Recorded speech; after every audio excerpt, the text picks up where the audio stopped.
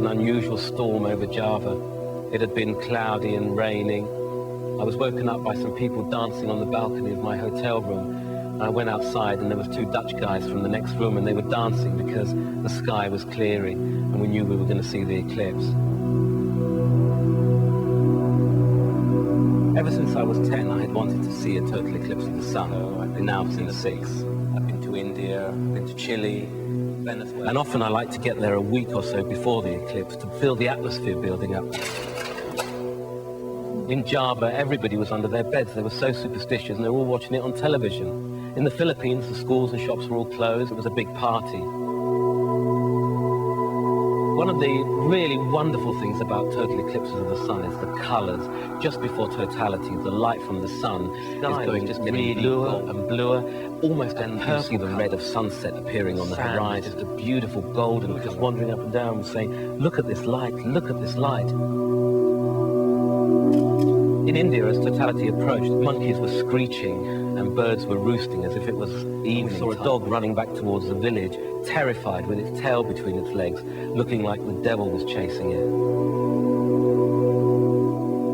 You could see the black shadow coming across the sea, hear a murmur in the atmosphere. Children stopped playing in the sea and just clung to their parents. They knew something was going to happen. It's almost like the end of the world is approaching.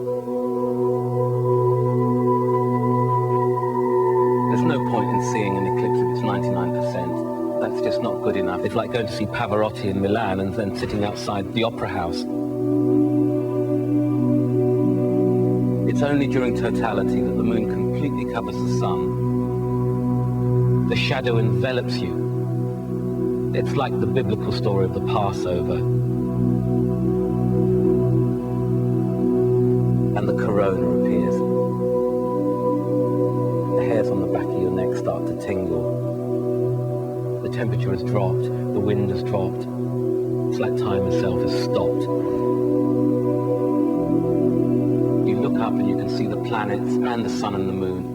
It was like a model of the solar system in the sky. And you are there, in the moon's shadow, sharing this moment with a few people.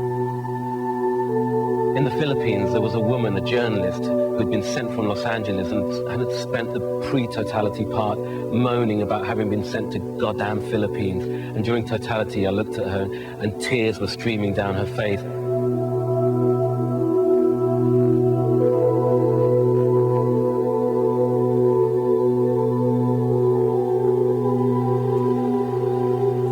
We think we know about eclipses, we think we know about the solar system. And yet still, when I see an eclipse, I'm experiencing the same emotions that the ancients must have felt.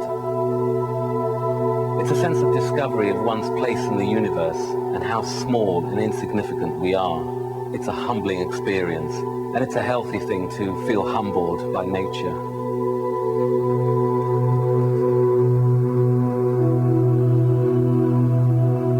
I remember sitting on the roof with a friend of mine when I was 10 years old, looking at the stars. It was then that I found out there would be a total eclipse of the sun, visible in England in 1999. Learning about this very eclipse 35 years ago has changed the course of my life. It inspired me to become an eclipse chaser and sent me around the world to all these countries following solar eclipses. The Cornwall eclipse is really the completion of a childhood dream, so it's a very special one for me.